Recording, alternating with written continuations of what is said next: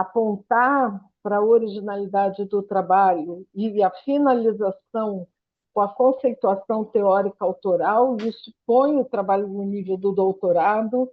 Mestrado não tem essa exigência, e isso põe para o Paulo um problema, porque se pudesse defender algo menor no mestrado e já passar automaticamente para o doutorado, para aproveitar tudo que tem de implícito nesse estudo, que é absolutamente original, eu acho que a gente teria assim, um ganho muito grande de tempo para a Ana e de não perder, porque o problema é ela lançar essa dissertação como mestrado e vir alguém pegar isso e adotar como doutorado a partir do referencial da conceituação teórica autoral. E aí, dali, já defende uma tese de doutorado se antecipando as próprias conclusões dela. Bom, Ana, eu acho que você tem um trabalho belíssimo e tem uma ponta de um iceberg enorme para você estrafunchar para o resto da sua vida acadêmica, porque essa é uma das maiores contradições que nós temos no âmbito educacional, que é o paradoxo da inclusão e da diferenciação. Nós não ouvimos falar em diferenciação na área da deficiência. Nós só ouvimos falar em diferenciação na área das altas habilidades de interpretação, porque tem um autor que defende essa tese na Universidade Connecticut. Então, assim, eu acho que a ponta do iceberg é exatamente a questão da diferenciação. E o que está na base disso é a ideologia política que sustenta legislações políticas, tudo. Bom, vamos de pouquinho em pouquinho, mas eu estou com medo da campainha tocar e eu ter que sair aqui para abrir a porta, pelo menos, e pedir 10 minutos. Quando você fala e aponta corretamente o índice de mais de 1 milhão de DIs registrados no Censo Escolar, do INEP, eu queria lembrar que não é só DI, né? É esse mundo de autistas que são DIs porque são mal avaliados por testes linguísticos verbais, sendo eles não verbais. Então, vão todos ser classificados em DI porque eles não falam. E o teste está errado para ser, ele foi escolhido erradamente para avaliar essa pessoa. Então, acho que pelo menos uma nota de rodapé, acho que você tem que fazer essa consideração, tá bom? O problema central são as provas padronizadas versus a LBI, basicamente, que é quem defende e sustenta a diferenciação. Só que a LBI ela não é uma lei brasileira, ela vem da Convenção Internacional, que foi aprovada em 2007 em Nova York, ela é eminentemente americana e traduzida para o Brasil. Não tem uma frase da LBI que não seja autoral. Ela é toda traduzida. E aí, quando ela vem com a proposta da diferenciação apoiada na Declaração de Salamanca, a política de 2008, o decreto 12.686 de 2025, ele se baseia na ideologia da nossa esquerda, que é da não diferenciação. Então, como é que a gente resolve esse problema? E aí pode mudar governo de estado, governo de município. Eles não fazem distinção disso. O professor ele é obrigado a aplicar uma prova padronizada, que está sustentada por uma ideologia de governo estadual. Qual é a ideologia de governo municipal, porque é a Prefeitura do Rio de Janeiro? Qual é a ideologia educacional da política do Estado, do município do Rio de Janeiro nesta área? Para não garantir que a LBI seja aplicada na sala de aula. O que faz o governo municipal tão soberano a ponto de se contrapor à LBI? Que é uma lei federal, mas que se contrapõe à política de governo federal. Porque quando a gente estuda a atual o atual decreto 12.689, a gente vê que ele está em contradição à LDI. Entendeu? Então, a gente está no olho do furacão. Porque não é só o peso que cai sobre a professora no chão da escola. São os governos das diferentes instâncias que não apoiam a inclusão, mas colocam os meninos dentro da escola, matriculam na sala de recurso multidisciplinar para captar o FNDE deles, o Fundeb deles. É isso. Então, a gente tem... O seu trabalho está belíssimo, mas ele é a ponta do iceberg da contradição de quem segura a corda para a inclusão não acontecer, para além da matrícula do aluno na escola. A inclusão, para acontecer para além do aluno da escola, a NBI tem que ser cumprida, o decreto tem que ser revogado, porque o decreto, não adianta remendar o decreto, porque ele é uma política de 2008 piorada, os direitos de 2008 eles foram retirados, retira direitos da LDB, então ele tem que ser revogado para ele ser consertado. Uma nova versão, um outro documento que ecoe a LDB e a LDI para que a prática na sala de aula aconteça de maneira diferenciada. A Declaração de Salamanca falava em centrado no aluno, que era aquela terminologia do Carl Rogers, da década de 70. Né? E vamos falar em diferenciação, individualização, porque é esse o direito central que qualquer público da educação especial tem. Porque ele é singular, ele é único. Não tem outro. Como cada deficiente intelectual acessa conteúdos do ensino fundamental, ele tem que ser avaliado de acordo com a maneira como ele acessa. Como é que ele acessa?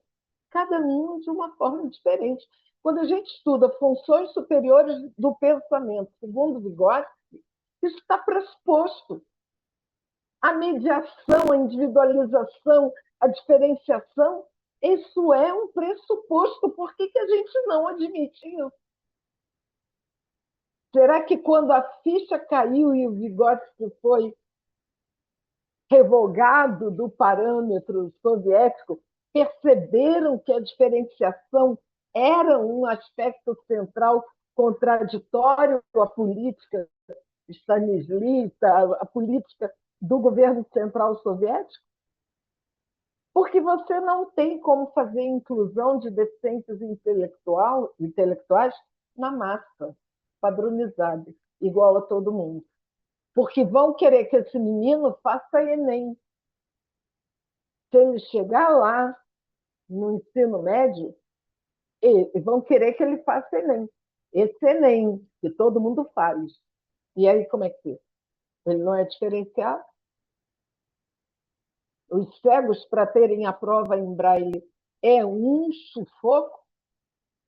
É um sufoco para o cego ter a sua prova em braille para fazer Enem.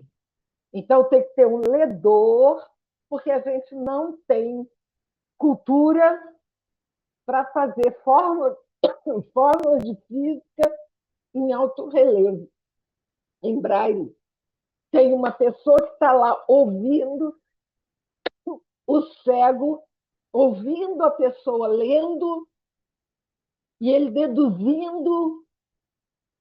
Não tem tecnologia assistiva para o deficiente físico grave, não tem nada. A prova do Enem é um absurdo. Mas, enfim, para resumir, é isso. Eu acho que você, não agora, eu queria ver esse trabalho finalizado, porque a proposta dela, a metodologia, não entendo muito de estatística dessa maneira como você apresentou, não, Mas ela, para mim, é encantadora. Eu quero saber esse resultado. Você vai utilizar uma ferramenta estatística que vai servir para minha ignorância estatística? É isso que eu quero, pelo amor de Deus, é isso que eu quero. Eu quero aprender com você essa metodologia de pesquisa. Agora, para o doutorado, você tem que descobrir o referencial ideológico da política de governo. Porque se o nosso prefeito vier como governador e ganhar, isso vai para o Estado. E isso continua. E é um legado. E é uma coisa que perpetua. E aí você vai continuar vendo tudo igual. E os meninos passando automaticamente por provas padronizadas que não refletem os ganhos que eles tiveram. Porque essa pesquisa diria para a gente dos ganhos que os deficientes intelectuais têm na sua escolaridade.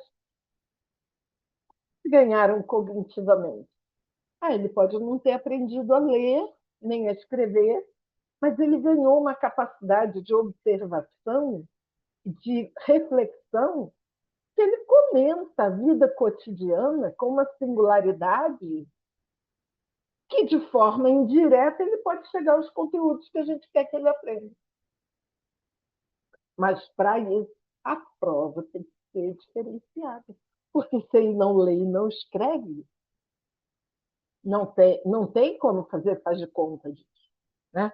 Então, essa questão da crítica política, a padronização avaliativa, é muito mais. Você está denunciando uma coisa importantíssima, mas é muito mais do que isso, porque a ideologia sustenta, a ideologia perpetua, ela acaba se tornando legado. E aí você vê governo que entra e sai, e a sala de aula que não muda, e o peso caindo todo em cima do professor, como se isso fosse responsabilidade única dele. E não é. Se não tem regulamentação municipal, se o município não diz cada escola deve criar sua prova avaliativa referente ao aluno com deficiência intelectual, o aluno da educação especial, de acordo com o desempenho. Está perfeito, mas isso não existe. E ninguém tem interesse em fazer, porque ninguém quer dar ao professor esta autonomia. Porque a hora que o professor tiver esta autonomia, a educação muda. E pelo que a gente está vendo aí, parece que a educação não pode mudar. Ela tem que manter essa situação que nós vivemos, porque não está interessando as pessoas avançar em reflexão, em crítica, em autonomia, em emancipação. Tá bom, Ana? Em síntese, é isso. E aí eu queria agradecer muito a você por ter me permitido participar desta banca e eu espero estar na defesa do mestrado numa situação melhor do que essa. O cliente ainda não chegou, graças a Deus. Está atrasado. Mas muito obrigada. Obrigado, Roberto, por ter me passado à frente de todo mundo. Vou ficar para aqui. Enquanto a campainha não tocar, vou ficar para aqui. Tá bom, depois a gente tem que ver como é que a gente vai fazer a avaliação, né? Que imagino que a senhora vai ter que sair no meio aí da minha Não, fala. se eu sair, eu já falei para o Roberto, para o Paulo, que eu faço um relatório. Tá Tá bom, bom? tá Disso que bom. eu falei, eu faço um relatório. Primeiro, eu vou agradecer a Ana Paula por ter me dado a honra de ler o teu trabalho. O seu trabalho reflete, né, eu sou seu professor de atividade investigativa e o seu trabalho reflete a excelente aluna que você é. Então, assim, parabéns ao Paulo, parabéns à Roberta pela orientação dela, que, sim, é um trabalho. Assim, eu vou tentar não repetir a Cristina, mas eu vou começar repetindo a Cristina. Isso tem cara de doutorado, sim. E exatamente por ter cara de doutorado vem a minha primeira preocupação. E eu vou usar uma palavra forte, talvez hiperbólica, mas que eu acho necessária. O cronograma me parece inexequível, porque você colocou 4 meses deixa eu achar aqui o cronograma no seu trabalho. Ah, tá aí, né? Se eu não me engano, é 28. Bota aí, vamos ver. Vou tentar achar aqui. Aqui. Você coloca 4 meses de coleta de dados, né? Dezembro, janeiro, fevereiro e março. 1 mês de tratamento de dado, junto com esse mês a análise e a escrita final da tese nesse mesmo mês, que seria maio de 2026. Então, em 1 mês você trataria os dados coletados durante 4 meses, junto com o tratamento, a análise e a escrita de uma tese, de uma dissertação, que é quase uma tese. Então, assim, Ana, eu não. Eu estou com medo por você, porque assim, me parece que a gente pode pensar já, desde já, num prazo um pouco mais, né, num pedido de extensão de prazo, porque você vai ter muito dado. Uma das suas metodologias é a análise de temática de fontura, que dá trabalho pra caramba. Então, assim, exatamente pela enorme qualidade do seu trabalho, por ter uma baita cara de doutorado, esse cronograma me parece inexequível. E até assim, uma questão de saúde mesmo, sua. Porque se você conseguir fazer em 1 mês tratamento, análise e escrita de tese, eu não sei como é que você vai estar em junho. Tá entendendo? É uma questão de lógica mesmo, de saúde. E tem muito dado. Uma primeira pergunta que eu vou te fazer que não tem é o tamanho do seu campo amostral, porque você não escreve, eu até estava esperando você mostrar aqui, você não escreveu o tamanho, quantos professores vão ser entrevistados, questionados. Isso é um dado importante, porque uma coisa é você entrevistar 10, outra coisa é você entrevistar 100. Eu não sei qual o tamanho do seu campo amostral, acho que é importante você ter isso. E aí a primeira passagem, eu queria que você falasse um pouco disso, assim, do quão execuível de fato é esse cronograma que me parece que você criou uma bomba para si própria, entendeu? E qual o tamanho do seu campo amostral. Bom, eu posso falar, Paulo? Pode. Aquela outra história? Posso? Deve. Tem uma segunda história, né? Tem, porque quando conversamos pela última vez no laboratório, eu, Paulo e Roberta decidimos fazer um recorte, porque esta pesquisa e este texto é muito maior do que nós apresentamos aqui hoje. Então, assim, eles acharam que tudo aquilo que tinha era suficiente para o doutorado, então a gente fez um recorte e é o que nós estamos apresentando aqui. Entendeu? Então, assim, o texto existe, a metodologia já está pronta, e a gente decidiu recortar porque é justamente aquilo que a professora Cristina falou, poderia ser algo que poderia ser aproveitado por outra pessoa, e nessa questão da inovação, a gente achou melhor recortar.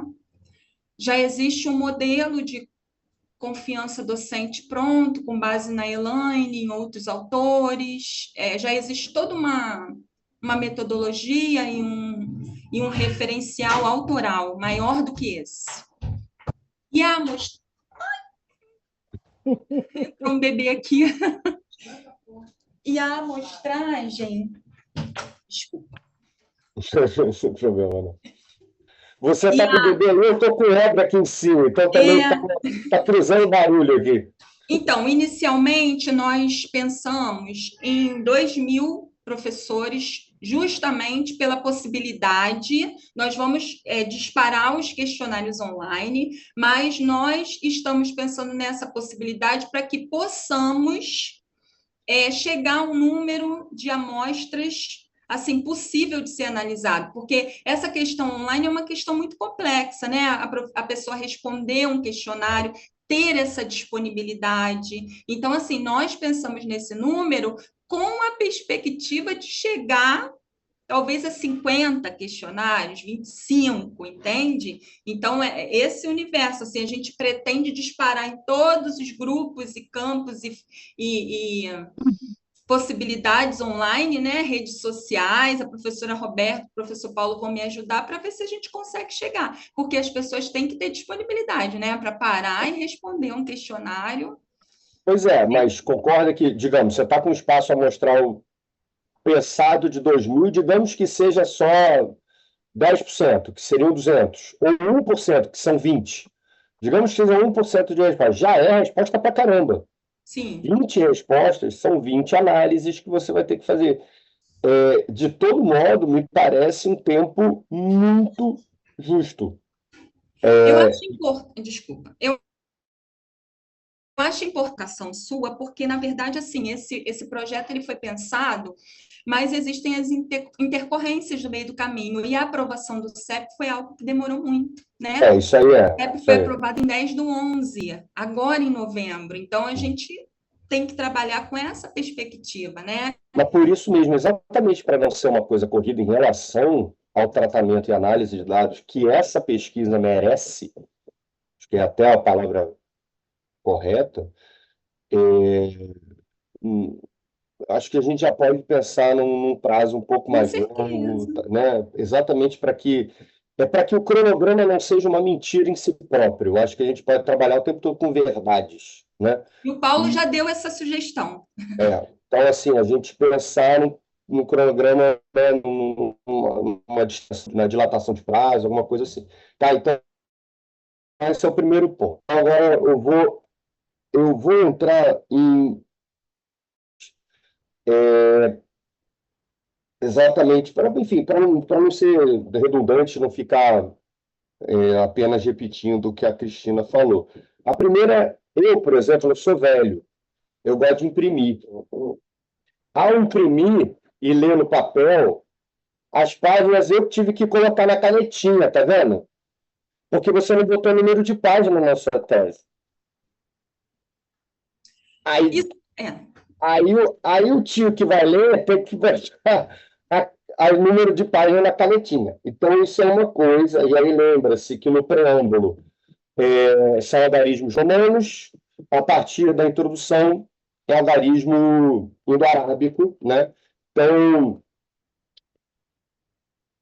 não esquece da numeração, isso é uma coisa. Segundo, tem uma questão de formatação que eu não vou ser muito chato assim, depois a gente pode conversar mais tete-a-tete, mas eu indico você dar uma olhada em tese e dissertações antigas para você ver essa questão da formatação, tá? Do preâmbulo, principalmente. Em relação à introdução, eu começaria a introdução pela sua apresentação. Eu acho que a sua apresentação é extremamente importante para tudo que envolve o seu próprio trabalho. O fato de você ser mãe de uma pessoa com deficiência intelectual, ser professora de deficiência intelectual, eu acho que é muito mais importante do que começar com o tema central da pesquisa, situa-se na área de educação especial. É muito mais importante, eu acho, até para o leitor entender que a autora ela está inserida de cabeça, né, da cabeça até o pé nesse assunto, tanto do ponto de vista pessoal quanto profissional, do que eu saber de onde vem a pesquisa. Assim, e aí eu diria para você ser bem mais verborrágica, prolixa em relação à sua própria apresentação. Eu acho que uma página só não basta para dizer tudo o quanto isso te circunda e o quanto isso é importante. Eu acho que cabe você contar a sua história de uma forma bem mais prolixa mesmo, para que o leitor entenda aonde vai pisar e entenda que você não está caindo de paraquedas nesse assunto, né? Que você entrou na pós-graduação e esse tema veio para você porque é o que tinha. Não, né? Isso é a sua alma. Tem mais um aqui. Então, eu acho que você pode começar a sua introdução pela sua apresentação. Então, mais mas prolixa mesmo, contar